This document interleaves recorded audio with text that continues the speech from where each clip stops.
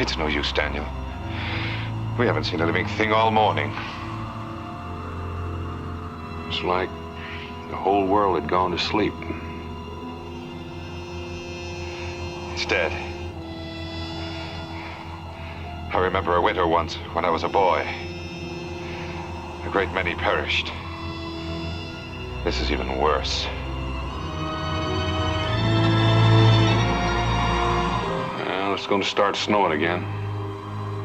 Let's look over the west woods before it starts to come down.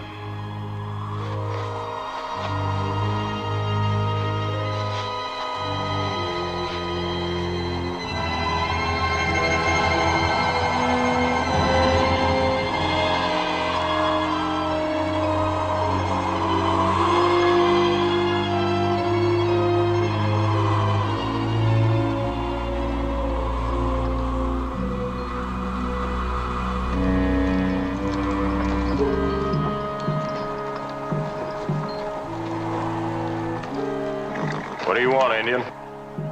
We ask shelter in your cart from the gathering storm. My wife awaits the birth of our firstborn.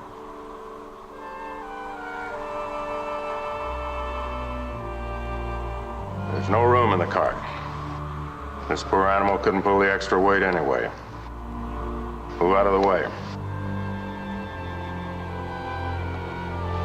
Get up.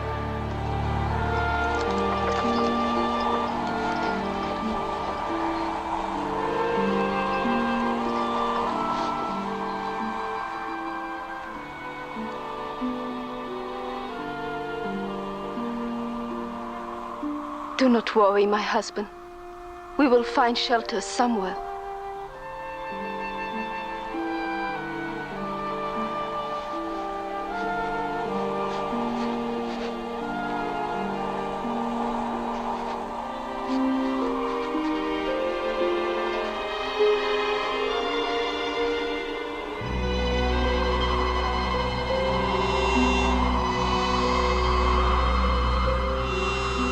Howdy.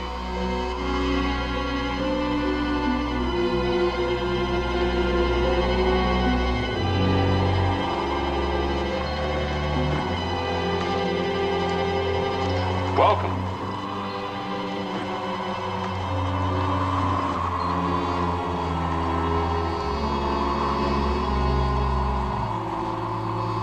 I don't know where we're going to put all these people. Been full up since last night. We've got to get everybody in the fort. It's our best chance to get them through the blizzard.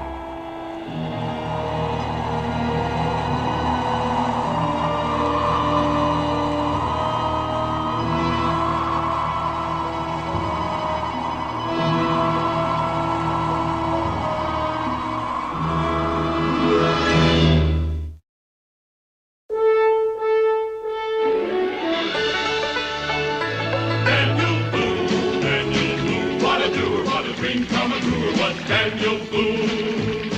From the coonskin cap on the top of old Dan to the heel of his rawhide shoe, the rippin'est, roaring'est, fighting'est man the frontier ever knew. Daniel Boone was a man, yes, a big man, and he fought for America to make all Americans free. What a Boone, what a doer, what a dream come a truer was he.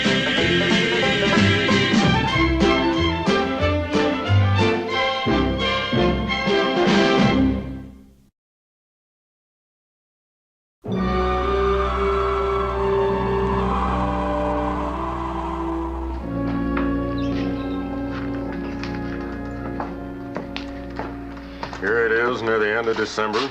There'll be 3 more months of this frozen over Hades. We'll never get through it. A fine Christmas it's going to be. The Indians get through it every year with a lot less than we have. Savages, they were born to this wasteland, this God-forsaken wilderness. Now, you claim to be a religious man, Elisha. You should know only a man can forsake himself. Those are mighty high-sounding and respectful words, Boone. But words are not going to put food in our bellies. Well, you can't put hope in a frying pan, but that's going to be our main staple for quite a while. Now, listen to me, all of you. We're in for a bad time. This Winter's turned out to be far worse than any of us expected. But we'll get through if we just stick together. That's why I asked you to come and stay at the fort for a couple of weeks until the main part of the storm is past. Mr. Boone, what'll we do for food? You know the early frost took so much of the crop, and the game animals, they're gone. Why, there's no fresh meat to be had. Emmett, we've got prime trouble now without putting in an order for more. Now, we've got some meat salted away, and there might even be some fish in the creek. Well, if there are, they ain't gonna get away from me. I seem to remember a speckled trout that's still laughing at you. Oh. How can you make jokes when we might be dead in a few weeks? We're not going to be dead in a few weeks, none of us. Not if we keep our heads. And in the meantime, if we can find a way to make each other laugh, all the better. I should have listened to Clint Brocker when he tried to talk me into going south with him. And I tell you, there's not enough food. You should have listened to someone. Maybe you'd have spent more time planting potatoes instead of building on that extra room. Now, there've got to be certain rules laid out, and we've got to live by them. And that means everybody. We're going to collect the meat that you brought and take it to the salt house along with ours so it won't spoil. And then we'll pass it out carefully as it's needed. What if I decide not to give up my food? Well, as long as you're here, Emmett, you'll have to do as I say. But I've got a big family to feed. Everybody will get an equal share. Now, the women and children will stay in the tavern during the day while the men hunt whatever game is left. I've seen the game that's left. They're nothing but frozen carcasses buried under the snow. And we'll be buried with them if a miracle don't happen. Well, now, don't go breaking a hamstring. By rationing what we've got, we'll get by. Can you guarantee that, Boone? Daniel, got two Injuns out here want to talk to you. One of them's a squaw. She looks froze clear through. Bring them in. Come on.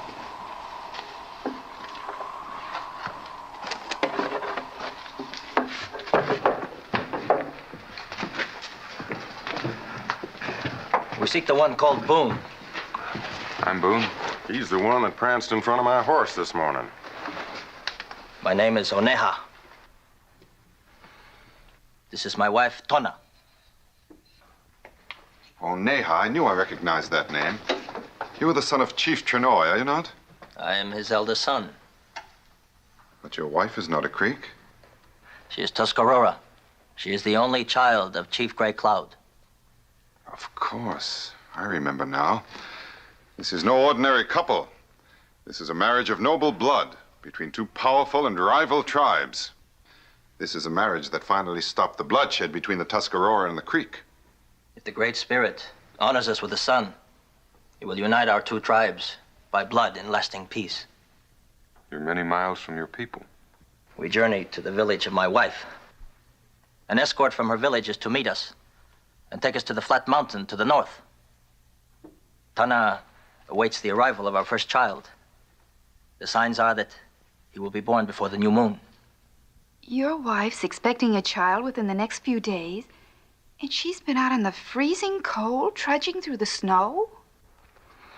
We'd hoped to reach the village of her father before the child came, but the snows have delayed us. Why such a trip with your wife in this condition? Her father's an old man. We were told he would not live till spring. His dying wish is to see the son of his daughter before death comes. I hear that the white man Boone is a friend to his red brothers. The sky darkens and fills with white ice. I ask shelter, not for myself, but for my wife and our child. There's no room here. But she's expecting a child. There's not enough room as it is. Cincinnatus, what about the storeroom? There ain't enough room left in there to let go with a good sneeze. About the only place that ain't filled with people is the powder house. The air in there's not fit to breathe. What about the animal shelter? Now, that might be fitting. At least they'd be out of the elements. Well, who's gonna feed them? The food supply is too low as it is. Well, 2 more mouths won't make that much difference. Well, I don't agree. And I don't believe anyone else will. Wait a minute. It was a Gray Cloud that attacked my hunting party 2 years back.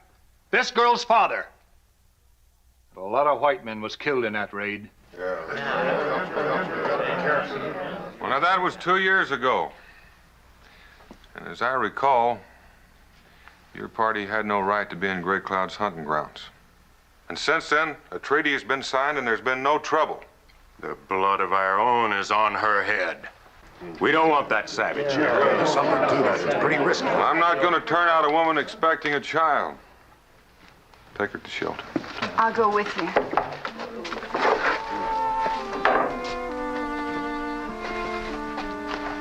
That's the food I'm worried about. This is not food.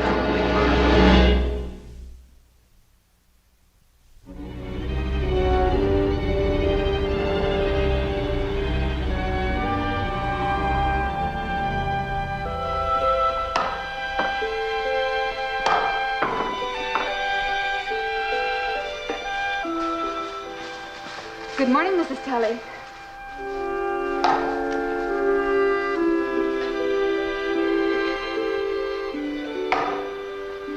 Good morning. I brought you some hot broth. But you have young ones of your own to feed. Oh, we have plenty. And you have to keep your strength up. But good words they speak of Boone. Speak the same of his wife.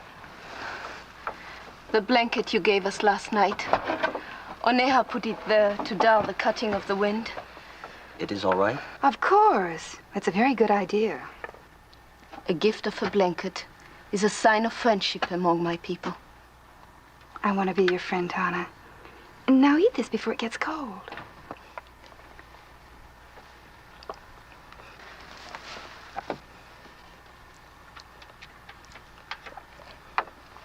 Oneha. No, little one. You must eat all. Our son must be strong. I go now to find some wood. Oh, there's wood behind the storehouse shelter. Take what you need. You will rest while I'm gone? Never have I known a man so big to worry about one so little. You go along, Oneha. I'll stay with Tana till you get back. Thank you.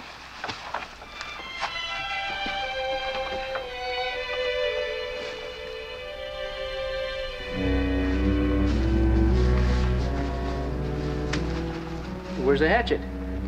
I forgot it. We'll need it to cut through the ice. You go on. I'll catch up.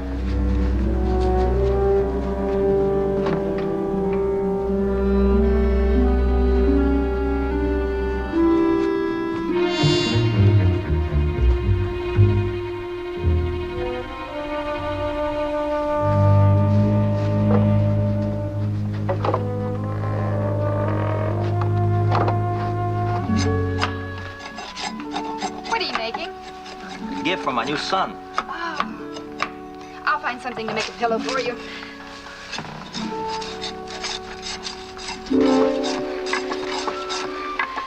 Nantine!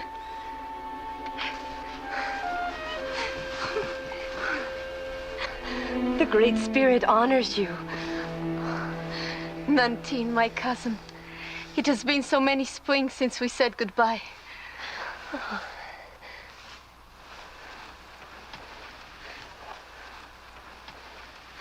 Nantine, this is my friend, wife of the great white man called Boone.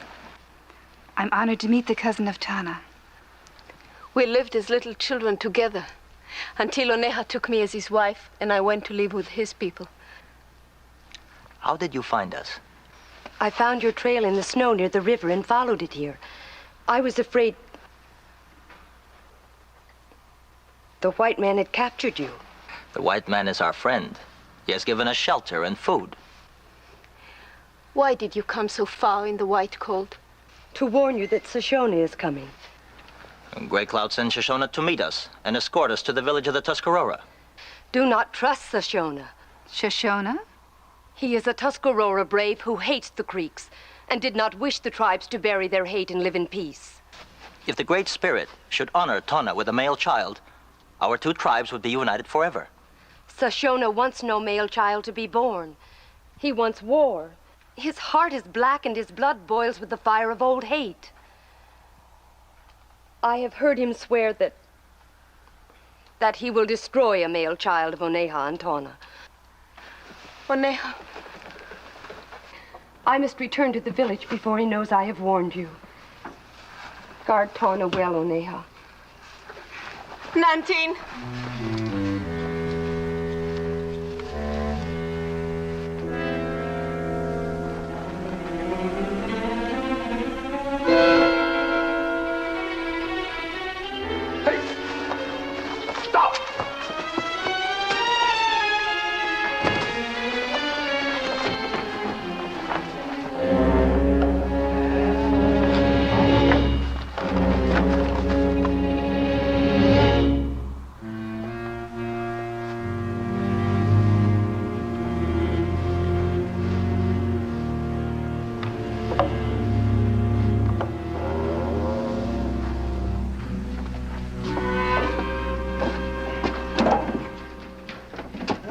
Doesn't seem to burn too well. It's good enough to dry itself out and give us a little comfort.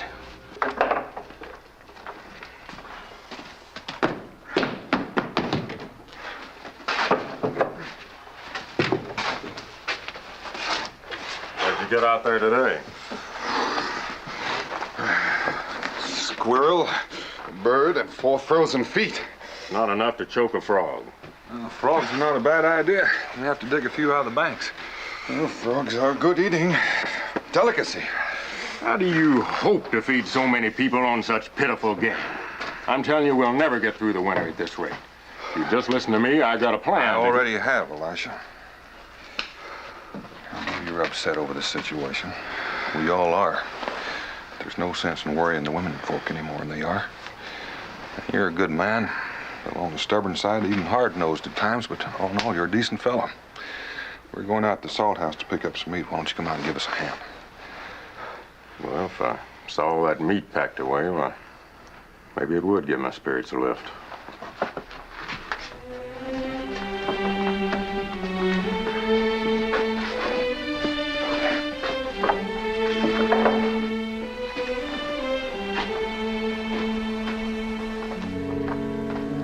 There's no doubt about it. Something's been chewing into this meat. And this piece. And this one. Look at it. All this meat's been chewed into. Daniel.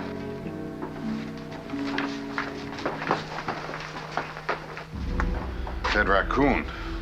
Well, how did he get in here? The door was locked. Must have been a loose board or under the roof. It doesn't matter. The damage is done. The mouth. I saw it.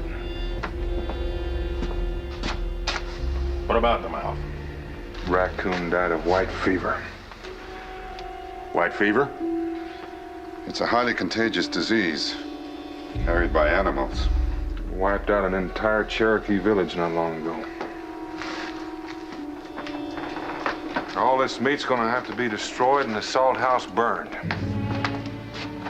Destroy the meat? We have no choice. It's contaminated, spoiled. We can't risk spreading the disease. What's worse, Boone?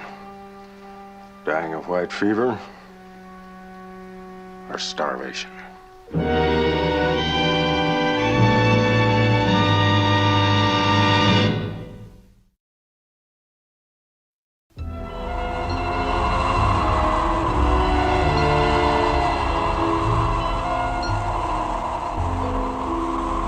Took our meat away from us, and now it's all spoiled. I should have given it to my family while I still had it. Well, what are we gonna do?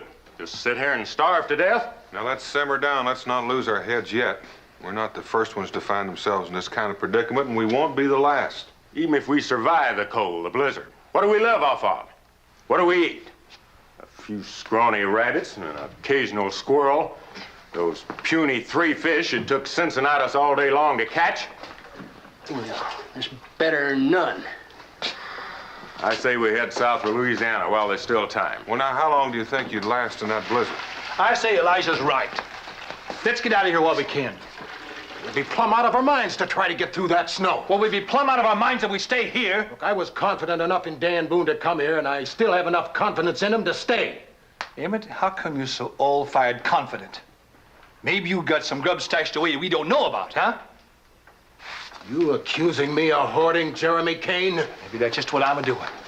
Ow! the matter with you? What is the matter? What is wrong with you? If you let fear turn to hate, then there's no hope for us. All right. Then let's stick together. Tomorrow, let's all of us leave Boonesboro and head south. And leave everything we've worked for? Working for something's one thing, dying for it's another. I told you nobody's gonna die. And another thing. How do we know those Indians you let in aren't part of some plot to trick us? What are you talking about? Tell him, Jeremy. Daniel, I saw an Indian sneaking out of the fort today. That was Nanteen. You knew about this, Becky? I'm sorry, Dan. I didn't have a chance to tell you. The girl was Tana's cousin, and she came to warn Tana. Well, she didn't have to sneak in. We let her in. She was probably afraid. Now, I want 6 of you men to start hunting. What's this about an Indian woman bringing a warning? What about that, Becky? Well, it seems a Tuscarora brave, Shoshone, isn't too happy about the news of the expected baby. Daniel, Shoshone obviously wants war with the Creeks. And Shoshone's on his way now to escort Oneha and Tana back to Chief Gray Cloud's village. The girl came to warn Tana not to trust Shoshone. You know what this means, Boone? On top of everything else, we can get mixed up in that Indian trouble. If this Shoshone finds out this Indian woman's here, he just might try to raid us. Gray Cloud won't attack this fort as long as his daughter is here.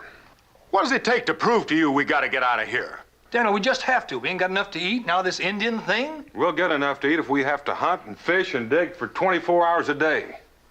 Well, we've got 3 fishes now. If we can get 3 loaves, well, you can bless them and we'll all eat. All we got left is hope and prayer. And I won't stand still for blasphemy. Now, it took all of us to build what we've got here, and it's going to take all of us to keep it. When we came here, this was a savage land, and we tamed it with our bare hands.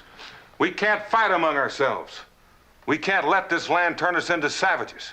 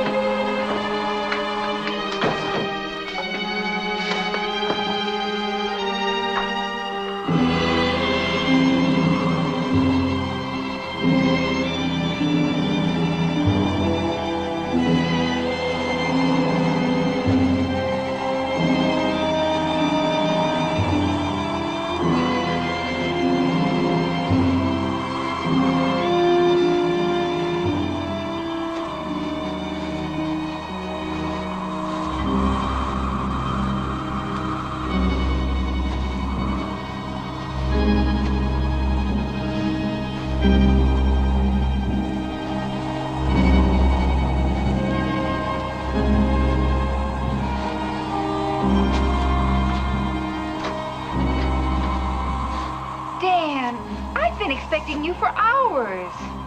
Thought maybe I'd flush some rabbits. Didn't get a thing. Mingo's still out there.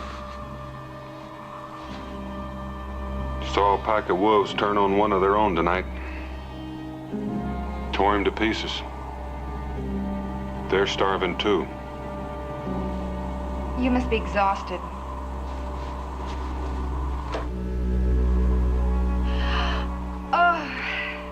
Oh, the fire's almost gone out. I had a terrible time getting the Robertson children to sleep and forgot to put more wood on. Oh, don't bother. We'll be going to bed soon. Oh, but I wanted to keep it going till you came home.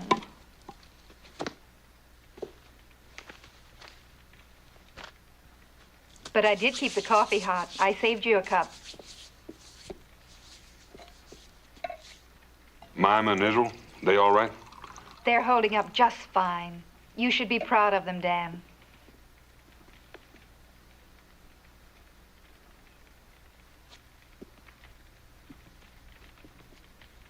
It's bad, Rebecca. Real bad.